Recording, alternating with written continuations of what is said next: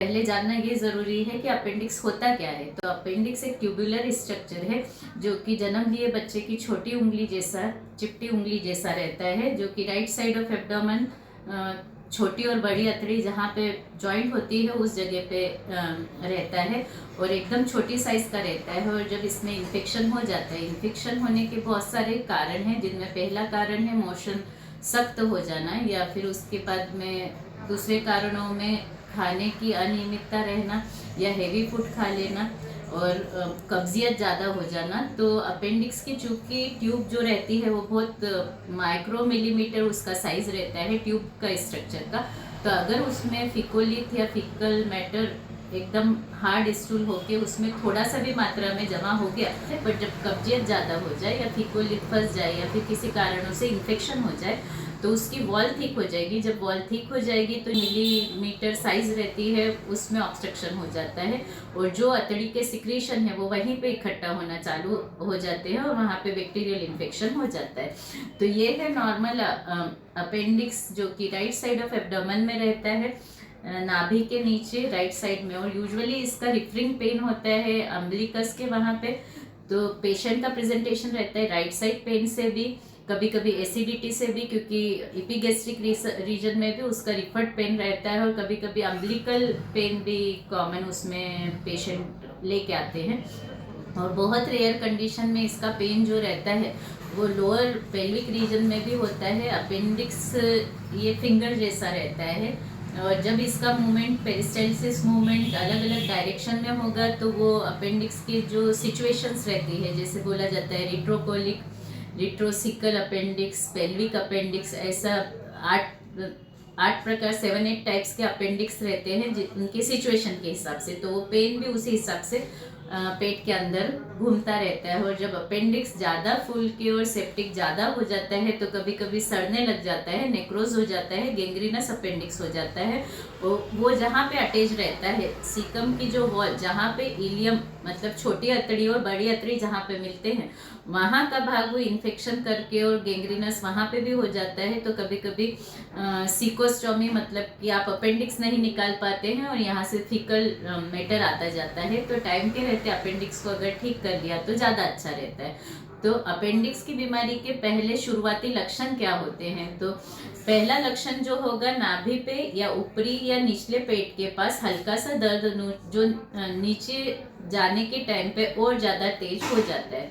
भूख में कमी हो जाना, पेट में दर्द शुरू होने के तुरंत बाद जी मचलाना या उल्टी होना, पेट की सूजन, 100 से 101 डिग्री के आसपास बुखार होना और पेट में गैस के साथ साथ कब्जियत हो जाना या दस्त हो जाना, वॉमिटिंग एंड फीवर, ये 3 लक्षण मेनली रहते हैं। इनके साथ में कभी कभी अगर उसमें इन्फेक्शन ज़्यादा बढ़ता जाए तो सेप्टिसीमिया के लक्षण चालू होते हैं, अपेंडिकुलर एब्सिस बनना चालू होता है, फिर उसके बाद की स्टेज है अपेंडिकुलर लंप बनना। ये सब होने के पहले ही अगर आपकी सोनोग्राफी मतलब कि क्लिनिकल एग्जामिनेशन के साथ जो रिपोर्ट्स होती है वो ब्लड रिपोर्ट्स होती है, उसके बाद सोनोग्राफी होती है, और अगर उनमें भी डायग्नोसिस में अगर कोई कंफ्यूजन रहता है तो लास्ट का जो रिपोर्ट रहता है वो सिटी स्कैन एब्डोमेन, जिसपे कि 100% अपेंडिक्स इन्फेक्शन है कि नहीं है वो पता चल जाता है। कुछ बॉडी ऑर्गन्स वेस्टिजियल होते हैं जो अगर बॉडी में नहीं भी रहे तो उनका कोई भी साइड इफेक्ट नहीं रहता है, और अगर वही बॉडी पार्ट में इन्फेक्शन हो जाए तो वो हमारी जान को जोखिम ला सकता है। ओपन सर्जरी जो पुराने जमाने में की जाती थी, यूजुअली हम जब अगर अपेंडिक्स फूट जाता है या फिर कॉम्प्लिकेटेड अपेंडिक्स रहता है तो हम ओपन सर्जरी करते हैं।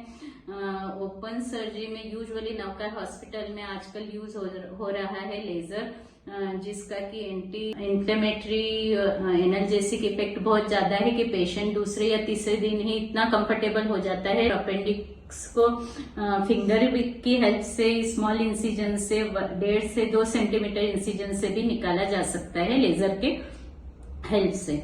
जो दूसरी प्रक्रिया है वो है लेप्रोस्कोपिक सर्जरी। लेप्रोस्कोपिक सर्जरी के फायदे बहुत ज्यादा हैं, पेशेंट को नहीं ब्लीडिंग ज्यादा होती है, नहीं चीरा लगता है, नहीं टाके लगते हैं, बहुत छोटे 3 छेद या फिर आजकल सिंगल स्कोप डालने के बाद भी अपेंडिसेक्टमी की सर्जरी लेप्रोस्कोप से हो जाती है। आज के सिनेरियो में सबसे जो अच्छी प्रोसीजर है वो अत्याधुनिक लेप्रोस्कोपिक सर्जरी, जिससे कि काफी कम चीरे में कम स्टे, कम ड्रेसिंग, कम मेडिसिन और कम ब्लीडिंग के साथ पेशेंट की रिकवरी एकदम फास्ट हो जाती है। अपेंडिसाइटिस टालने का कोई भी रास्ता या फिर मार्ग नहीं है, बट कहा जाता है कि खाना पीना या फिर हेवी वजन उठा लेना, हेवी प्रवास कर लेना, ज्यादा दिनों तक अगर पेट दुख रहा है तो हम खाने पीने की चीजों में क्या एहतियात रख सकते हैं। तो पानी आप 2 से 3 लीटर पानी हर दिन पीजिए।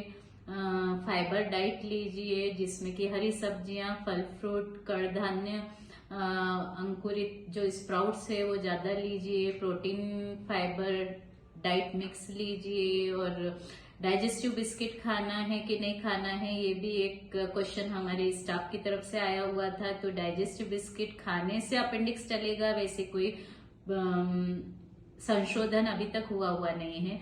बहुत करके जो कंट्रीज है जहां अपेंडिसाइटिस ज्यादा है, वहां पे लो फाइबर डाइट ज्यादा खाने वाले और हेवी फूड, जंक फूड या फिर स्टोर्ड फूड, प्रिजर्व्ड फूड खाने वाले लोग हैं, जिनको कि अपेंडिसाइटिस ज्यादा होने का चांस रहता है। इसमें कौटुंबिक इतिहास मतलब फैमिली हिस्ट्री का भी थोड़ा सा चांस ज्यादा रहता है कि अगर मदर फादर को अपेंडिक्स हुआ है तो जैसा हमने बताया कि तो थोड़ा कौटुंबिक इतिहास भी इसमें रहता है। और जब पेट में दुख रहा है तो उस समय आपको जैसे कि जर्नी कम करना है, हेवी फूड ज्यादा नहीं लेना है, फाइबर डाइट, फ्रूट्स एंड हरी सब्जियां ज्यादा लेना है, और जितना हो सके पानी पीना है। वो चीजें हैं जो कि एक सपोर्टिव सिस्टम रखता है कि आपका अपेंडिक्स बहुत ज्यादा बढ़ेगा नहीं।